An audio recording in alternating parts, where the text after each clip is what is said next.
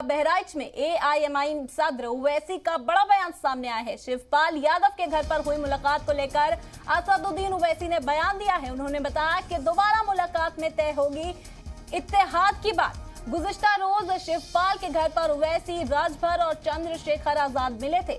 चारों के दरमियान असेंबली इलेक्शन को लेकर बातचीत हुई थी और अब उसी बातचीत को लेकर असदुद्दीन ओवैसी का एक बड़ा बयान सामने आया है। उन्होंने बोला है कि दोबारा जब मुलाकात होगी तो इत्तेहाद की बात पर भी गौर ख़ौस किया जा सकता है।